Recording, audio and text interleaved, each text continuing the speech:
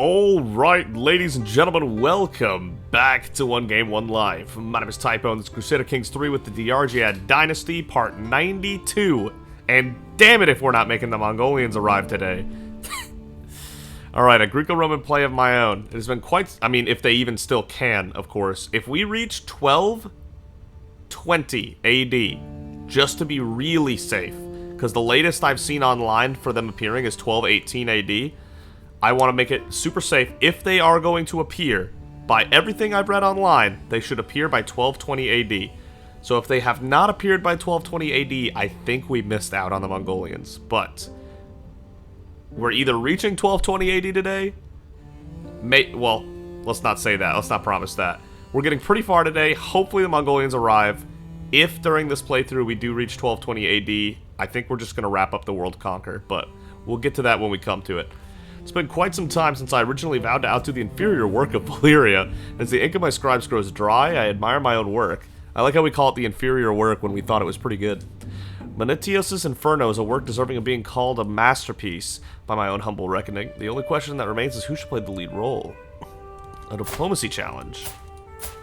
Oh, I'd do great. Myself in disguise, of course. That'll fix soon. Dramatic debut. I take a breath and prepare to perform my play, assured that it will be impeccable with me here to deliver its pious message.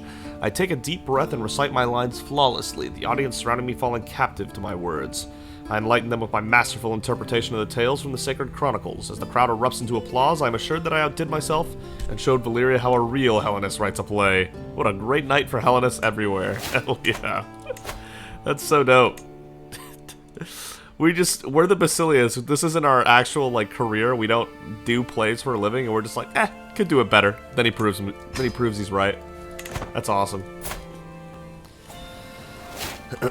Probably gonna take over as Dorothea soon enough, though. We'll see. Someone's plotting against Rando. Really? Rando, you did say you weren't a huge fan of how you looked, but you didn't give me anything to work with. So, let me see what I can do personally. Oh, shoot. It's not paused. Show him in. Okay, here we go. Rando. Okay, well, he's just a courtier right now, so no crown.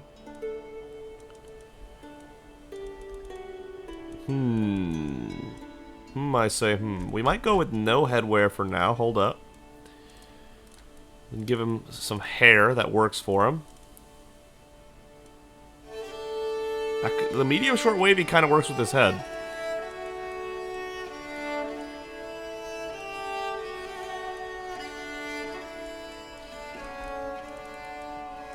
I kind of like the medium short wavy with his hair, with his face and stuff. Curly doesn't look bad either, but neither does high bun.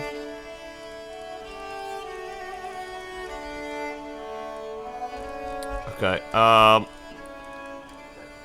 that worked really well in my opinion. And then for the beard, it needs to be more, there you go, more built in.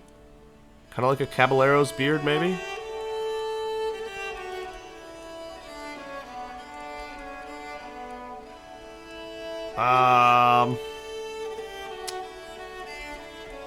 No, I don't think any of these are as good. I think the Caballero's beard is the way to go. Alright, I think that's much more pleasing to the eye. He doesn't need a cloak. Let me know if you want to wear the spectacles, I guess. Alright. Hopefully that's an improvement over what you had before. And, Apira, I know you said Stefania's fine, I guess. Sorry. You know what I mean? I can't divorce this, because, yeah. Clearly, Apira's very set on this, so... Oh, wait! No way, a third Helen! She's a genius, pretty child. Apira, you madman! 3 Helens! Oh my god, you guys have a favorite name for sure. And she turned out great. Genius, pretty. Wow, okay. Absolute madman. I love it. Alright, continue on. That's so good. That's so good. Wait, who? Yeah, we can do that. Go ahead. Scrounger life. Some months have passed since I decided to let Boethios continue his parasitic life at my court. I wasn't expecting anything more than his usual over-the-top tales of poverty and ridiculously flourishing compliments, but recently I've noticed that his stories are getting funnier, his rhymes sharper, and his compliments more pleasing. Both my courtiers and foreigner guests are greatly entertained by his artfully crafted words. Could Boethius have found a useful calling? I knew you were good for something. Court poet. There we go. We found something you're good for. Rip. Geltschen. So it is, I passed the 1st of January 1280 a little bit, but this is a new millennia, 1200 AD, the 13th century, and we have all but conquered the world. We purposefully didn't. We could have by now, but we didn't to try to make the prophecy of the Mongolian battles come true. Here's how religion's looking right now. There is a tiny little bit of Manichaeism, a little Meli. Khuzarite is surviving, this Jewish faith. And then Hellenic everywhere. The true faith. Hell yeah. Cultures are still all over the place. So Hellenic is definitely spreading, especially near the capital. A little bit there, here, there.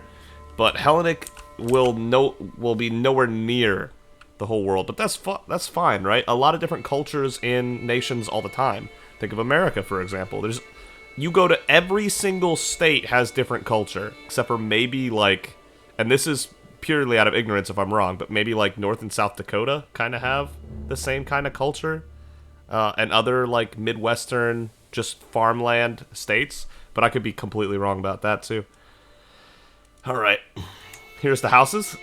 Argead Rout is currently in charge. We got Karagus and Jajaradai in there. Let's take a look at the development chart now.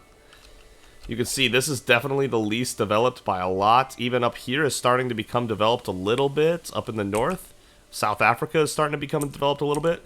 This Hispania, France, to a lesser extent, and then back over to Italy and Greece are extremely developed. This Sardinia that we've had the whole time is still in the mid-teens, or high teens, I guess, for development. It has not kept up with the rest of the world. Byzantium is the most developed county in the world with 70. Nothing else even comes close. There's other counties in the 40s over in India. 40s over in Persia area. Oh, wait. I thought I saw a 50 somewhere. I think I saw a 50 over here in Hispania. But even 50 comes nowhere close to the 70 of Constantinople. This place is absolutely popping. I just wanted to give you an update on how things were going. Court languages? Everywhere speaks Greek. Literally the whole known world speaks Greek. There is no other language necessary to know. Imagine if right now in 2023 AD, we all decided on one language. Doesn't have to be English. It could be Chinese, Japanese, English, Spanish, French, German, whatever. One of the many, many, many languages of India. One of the many languages in Africa. What if we just decided this is going to be the language and then the whole world could communicate on equal ground? It would be one of the biggest undertakings in human history, but I think it would be so amazing if we pulled that off. It would be really helpful. There's a tribal county? No shot. What? How are you still tribal in the 13th century, my man? Oh my god. That is the least developed county in the world. Alright, so I showed you what I wanted to show you. Let's go ahead and get back to it. Wow. The at-peace opinion is getting pretty brutal again, so I suppose we should declare another war, but on who and for what? I just want like a little county. I'm not trying to ruin anything here. Can I just take this? Yeah, just like one little county. Not trying to do anything fancy. Just trying to keep the at-peace penalty at bay. And we'll win this war, like, super slowly. Because I'm just going to capture this county and hold it for a while to keep the at-peace opinion away. And that'll be the only reason we're in war right now. They won't be able to get us off that county if we leave the army there. Someone after Rando again. Damn. Wow. That's crazy. That's actually crazy. I know Jordan has been commenting. He's left a couple comments, so I'm gonna put Jordan in here. You have Jordan for a kid. Congrats, Jordan. You're in here. Let's make sure we pin you so we got you.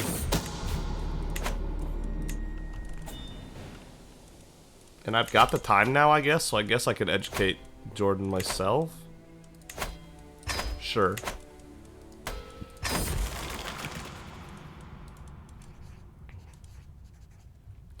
Damn, we lost family everywhere, and now we have stress. We just lost 2 friends and a brother.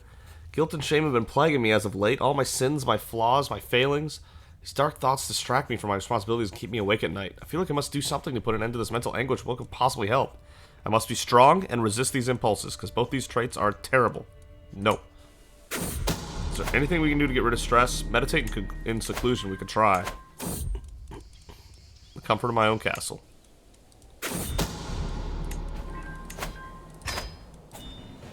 Hopefully that'll give us a little bit of relief, but...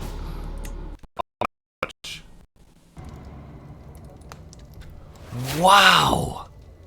That was soon! I can feel it in my very bones. Hades will come for me soon. Like an old friend, he's patiently waiting to receive me. I didn't think Chrysogenos was going to leave us so soon. Wow. And right now, Despotissa Dorothea is lit up. She's wounded. Still in good health anyway, damn. Wow. Wow. Damn, Chrysogenos, we barely knew ye.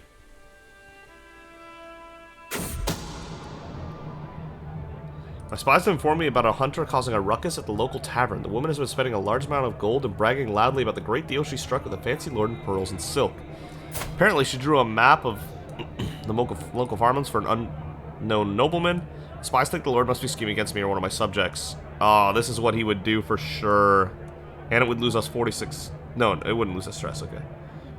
Thank you for bringing this to my attention. Bring her to me, I think I could jog her memory. It would kill her... And a scheme is exposed. Wow. This feels really bad, but this is what Chrysogenos would do. She's such a good person, too. Oh, God. Chrysogenos, the a murder nephew scheme. Oh, retreating to the privacy of my chambers, I began an extended period of fasting and meditation. I soon grew impatient, however, as no matter how still I sat, or how hard I tried, I was unable to feel anything but boredom. Damn. So wait, it made our stress even worse instead of better? What the hell? That's unfortunate.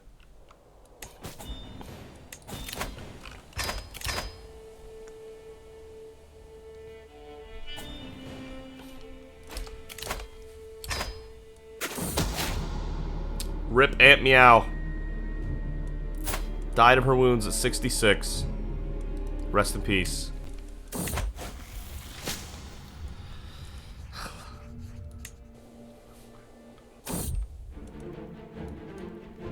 Whoa. Dude, we are in trouble. Alien with age enfeebled. I awaken coughing and spluttering, my mind fogged, my head throbbing, almost retching. I try to haul myself out of bed, but my grip on the frame is frail, weak like a newborn babe. With an almighty effort, I judder to my feet and stagger over to the wash basin. By Asclepius, where did this weakness come from? I feel so sickly. The cool water does little to refresh me. Bleary-eyed, I stare at the grim, hazy reflection in my polished silver mirror. The man glaring back at me looks so very, very old. I'll be around for donkey's years yet, I'm sure.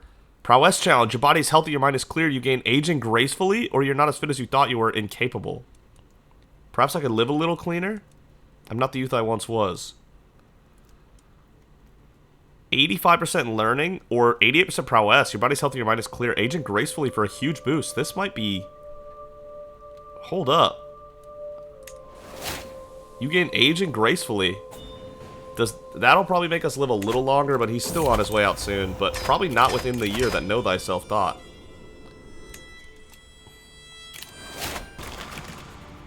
Oh my god.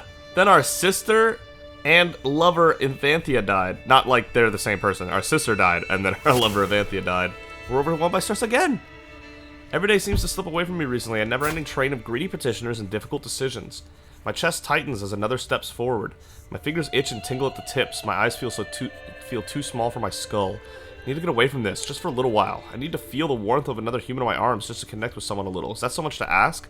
Sod this, I'm off to the whorehouse would be 100% something Chrysogenos would do. I mean, look at that pure stress loss he would get. Yeah, let's be honest, that's the Chrysogenos way.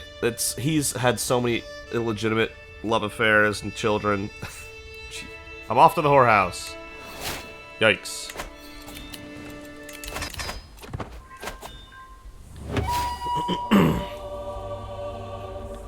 And there it is. High Priest Chrysogenos of the Hellenic High Priesthood has crossed the river Styx at 87 years of age.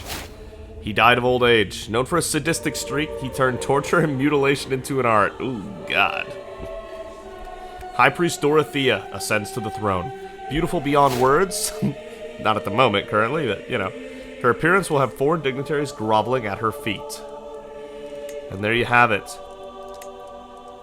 We ruled as Chrysogenos for 23 years. A sizable more time than Nana, actually. It was just, you know, there wasn't much left to do with him, so it felt fast. But Dorothea now takes over at 35, and we will be playing Dorothea, as long as she doesn't get murdered or something, for the remainder of this playthrough. There it is. We're here. We have a lot to do. Celebrate other cultures. 21,000 gold for all the development upgrade. Do it. And then, with that, Renown is surely about to overtake gold here. We're not ever going to reclaim Rhone. We need new places. Yeah, okay. Steward? He's almost as good, and he's the powerful vassal, so let's go with that. Marshal Eudoxios the Strong is almost as good and the powerful vassal, so let's do that. Constantinos the Wolf, 25. No, we need that. And then our Sybil. Constantinos the Wolf is the powerful vassal, and that's plenty good. Starakios has 86 learning? Oh my god, Starakios, calm down. Alright, we were raising Jordan, but then we died, so let's start educating with Dorothea instead. We are above the domain limit because we have to give away Italy here. Yeah, good. Constantinople is the... yeah, I need to grant titles away from us. The Kingdom of Italy. We need to give it to our player heir. Our player heir is Prince Theocharistos, who seems quite impressive. I hereby grant you... I skipped it. The Despotate of Italy. You will be taking over one day. Start getting some practice by ruling Italy for now. No lifestyle chosen. Oh yeah, we are young, so we don't have that much yet, but we have Scholar already, which is a huge pickup, obviously. Alright, we're going to go with development growth. And I do want to go for profit, so that we can reform the faith. Ah, we don't need that. We're going to get enough piety anyway. Let's just go the whole body route, and then once we're done with whole body, we'll go to the other stuff. And hold court as High Priestess Dorothea. High Priest Dorothea. She is wounded at the moment, which is definitely pretty brutal. 71 learn. Look at these stats! Oh my god. Dorothea's not messing around. And her husband is pretty good too. He's a coward, but other than that, he's doing pretty good. Gesture for the first in line to approach. The whole throne room falls silent as my vassal despot Haykal enters triumphantly. The chained hyena. Hell yeah. A mighty beast for a mighty ruler. We love it. And that's that war. We just sat on that county until it eventually got us the war through controlling the territory. So the war could last as long as possible. Now, no more at-peace opinion. Perfect. Our Renown did officially pass our gold. So Renown will be our first currency to reach 1 million, probably. Wild. That's so much Renown. What can you even do with that? Almost 2,000 a month. Oh my god, wait! It's the 13th century! We can do innovations! How did I forget?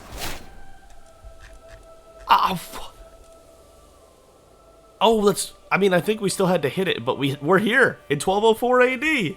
The late medieval era! Wow! Oh my god! We've really made it. That's wild. We don't really need better buildings, but we can. Sure, why not? Let's get machicolations in 8 years. Why not? Start working on getting the ultimate, really make Constantinople as good as possible.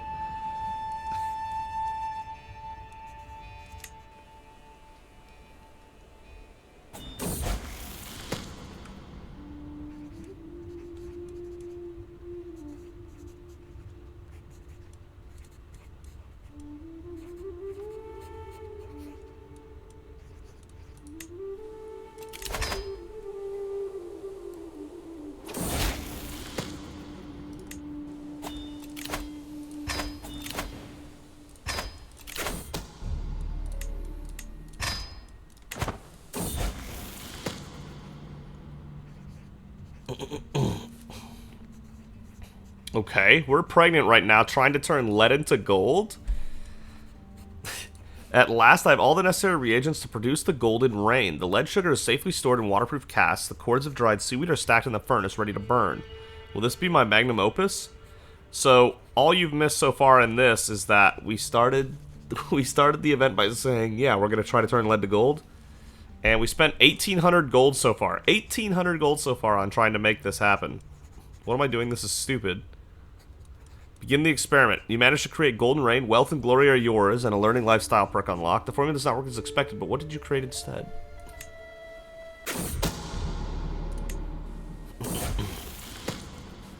After mixing the lead sugar into the solution, it suddenly turned a vibrant yellow. I had a moment of worry when the mixture became clear after boiling, but once it cooled back down, I saw small golden-colored crystals form in my flask.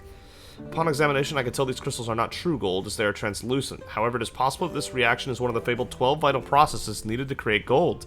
Am I one step closer to true transmutation?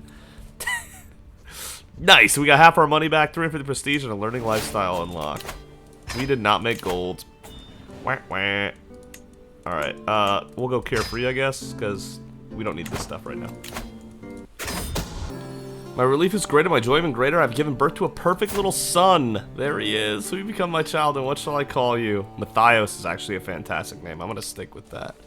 Welcome to the family, Matthias. Hell yeah. Maybe we'll send Matthias to university as like an experiment. See what happens here. 4,500 gold. Get a better education than usual. I say we try it out. So we just had the son, Prince Timotheos of the Roman Empire, who was also born extremely talented. For every birth, the cordiality shown me grows. As I hold my newborn babe in my arms, I'm greeted by more warmth and kindness than ever before. I guess I do have quite the impressive gathering of children. Kindness born from birth. You gain mothered many children. We've seen this once before. We love that. Big for Dorothea here. She is 40 now, still in excellent health. Not just good health, excellent health. That's so good. She's gonna be long-lived for sure. Well, we won't really see how long she lives, but she will be long-lived. Damn, twins! For every birth, it gets a little easier, yet I never cease to be amazed by the intensity of the experience and my own strength. Once more, I've brought forth new life to this earth in the shape of two perfect little boys. We've become my dears, and what shall I call you? They are perfect little boys. One's got brown hair, and one's got the Granicus look with the eyes and the hair. That's crazy. I'm gonna call him Granicus, after the guy who started it all. And then Aristarchus, another powerful Basilius of the past. Aristarchus and Granicus, may you go strong and wise, my sons. Beautiful. They look great. They look great.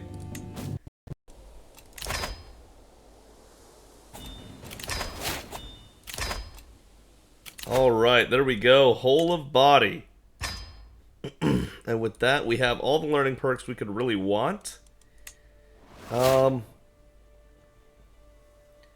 Forced vassalage could have a purpose. I just don't know. I just don't think we need anything else here, you know? I think we're good otherwise, so... True ruler, forced vassalage... Yeah, I think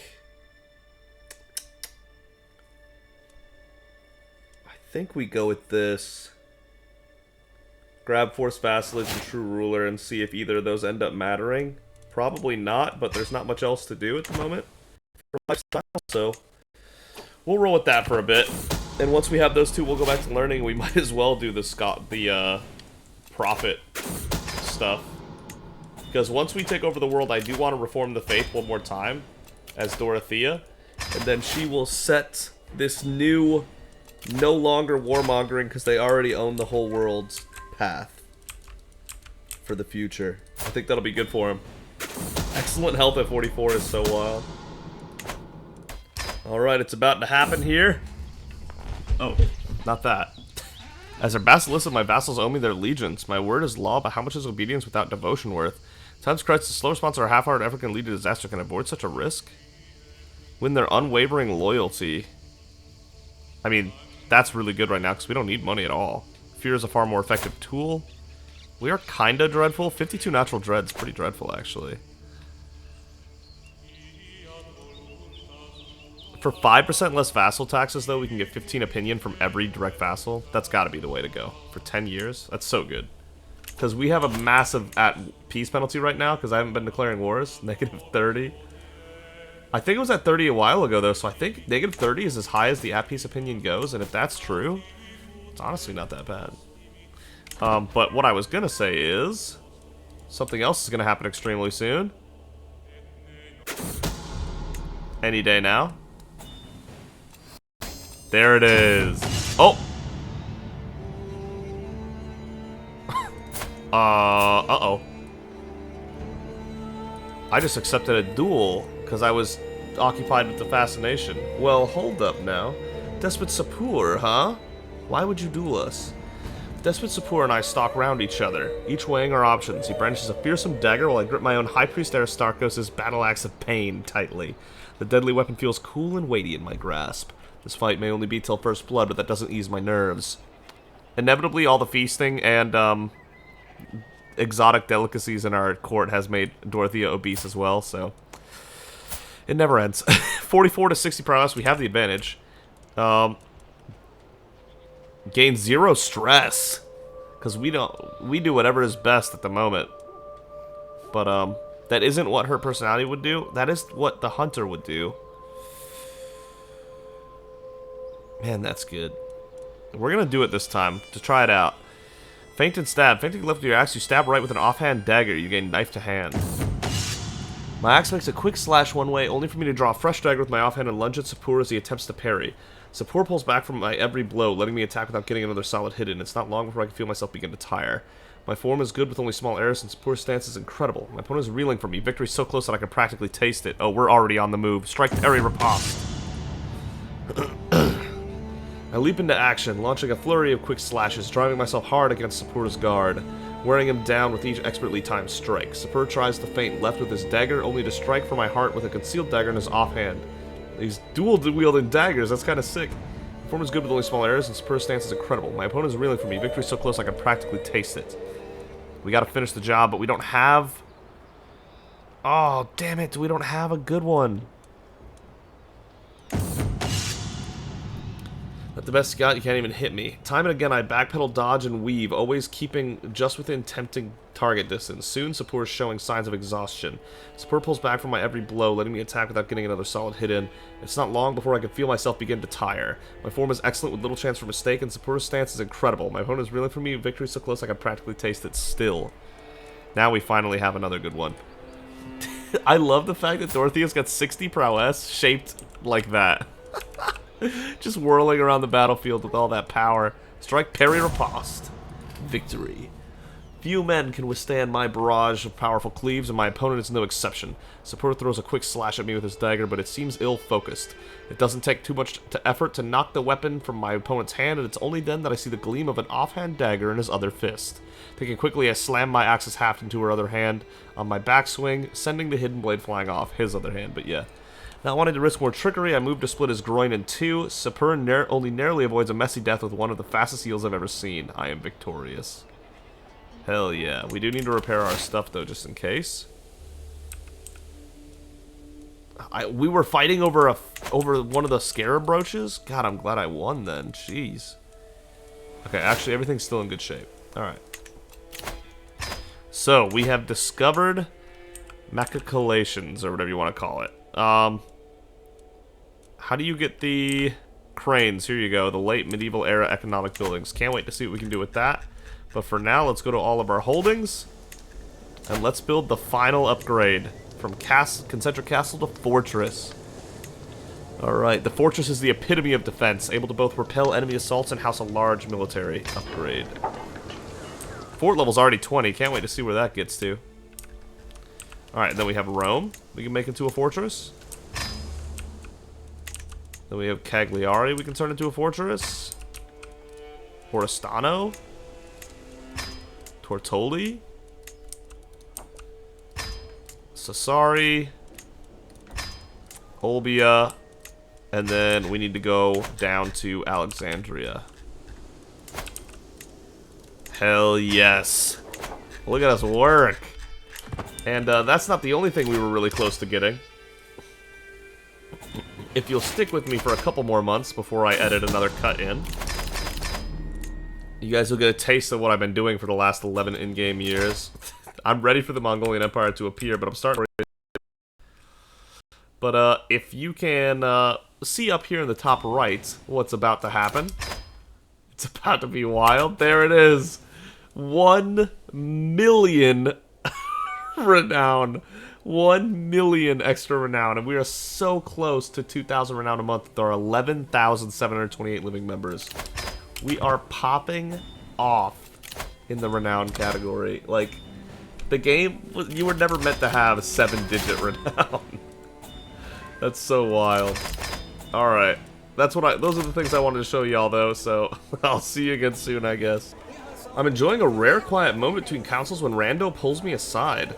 My liege, she begins carefully, as your bodyguard, I'm honored to protect you, but this is ridiculous. Yeah, by the way, I just hired Rando as my bodyguard. He's got pretty decent prowess, so I hired him on. He half unsheathes his blade from its scabbard, drawing attention to its many nicks and pits. I can't be expected to do my job with this clumsy bar.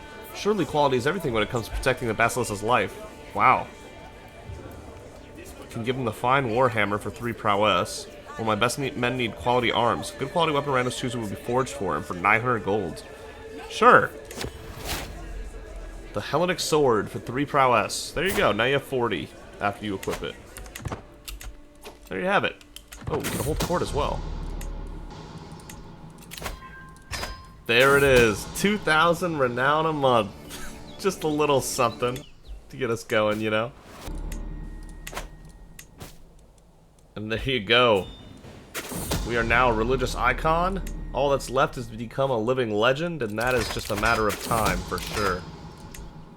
Since I cannot be by my beloved Basilia Shendi's side, I fear he will forget how bright my feelings for him burn. Oh, he had to inherit a duchy?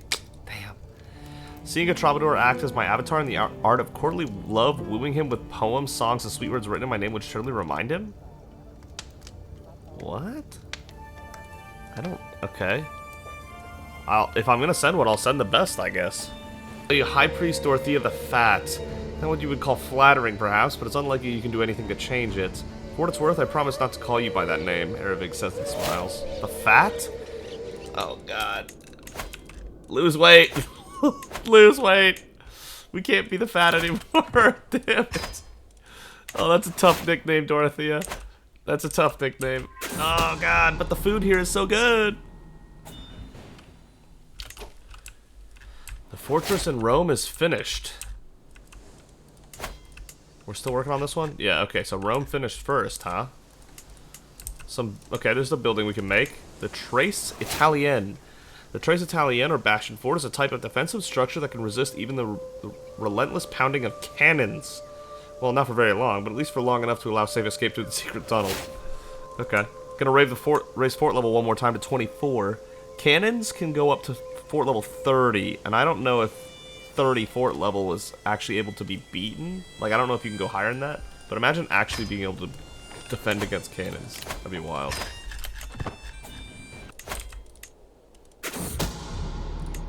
Wait, we can increase the size of our army? What?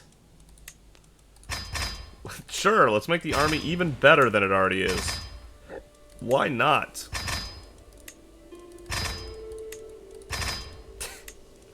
Just, you know, just a little extra here.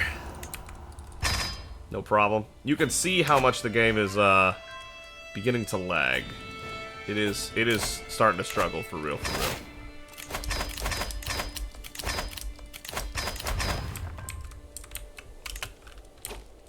We got some fortresses. Yes, we do. Looks like everywhere else finished the fortress. So let's make the Trace Italian in these places. There we go. At least the ones that have them. Even these places are up to fort level 20. 14 on the places that don't have that part. Camarda, what? I'll give that to my heir later. Hold up. Let me go to Byzantium. That's what I care about. Trace Italian and Byzantium, which will put it up to 26 fort level. I really want to see if we can get that fort level above 30 so even cannons couldn't break through. That would be so sick. Peel towers. These small tower houses are formidably fortified and signal the prestige of their owners. In case of a raid, entire herds of cattle can be enclosed and protected by the towers. Huh.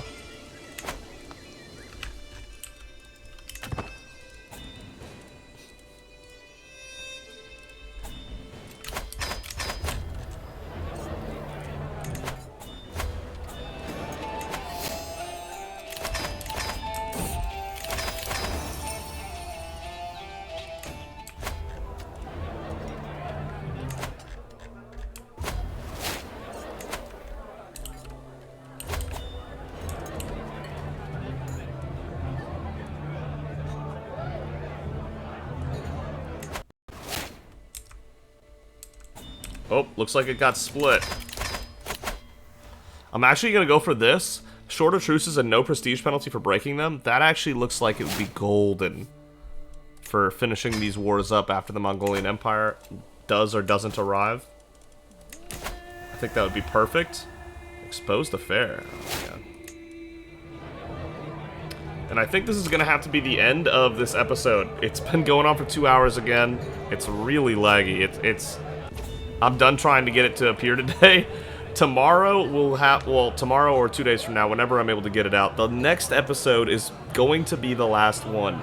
I'm going to go till 1220 AD, and if the Mongolian Empire doesn't arrive by then, we're going to take over the rest of the world so we can wrap this up. With that, it's all done. Nice feast, everybody. My counselor died. What? But yeah, so... Constantius the Wolf is 33. No, Gothite Katarine. And yeah, I was really hoping otherwise. And this just split apart, which is beautiful, because that makes it easier to take each one. So we'll see. But we're gonna, like I said, we're gonna go to 1215 AD here. I tried for 15 years to get them to arrive. If they're not here by 1220, I wish we could have seen it, but alas, wasn't meant to be. So, she is no longer obese, by the way, so the fat my ass, and she's excellent health at 48. That is the highest age I've ever seen at excellent health. Dorothea probably would have made it to 100. We'll see, I suppose. And if we go to sort by age, how old is the oldest character right now? Margarita, the poet of Barcelona, is 101. She's in poor health, obviously. Any of these in fine health? Because they would be very promising. No, nobody's going to be that old in fine health. These two. Prince Herothios of Germany, the handsome. 93 and fine? He's going to make it to 100. Anyway, I'm stalling. You know how CK3 can get you wrapped up. Thank you so much for watching. If you enjoyed the video, consider giving it a like. If you really enjoyed it, consider subscribing. But either way, thank you so much for joining me on this whole playthrough, honestly. We made it over 1 million renown, almost a 1.1 million renown today. Living Legend is on its way. We became a religious icon with Dorothea. We got an unflattering nickname. Next time is it. 5 more years, and if by 1220 there's no Mongolian Empire, I think what happened is that the Jews are here, and there's no tribal, other than that county right there, which is under our domain. And I don't know either of these, but it would probably make sense that there would need to be a tribal faction or a Tengri faction to make the Mongolian Empire appear, and I think that's what went wrong. But thank you again so much, and we'll see all of you for the final installment of the Argead Dynasty's legacy next time.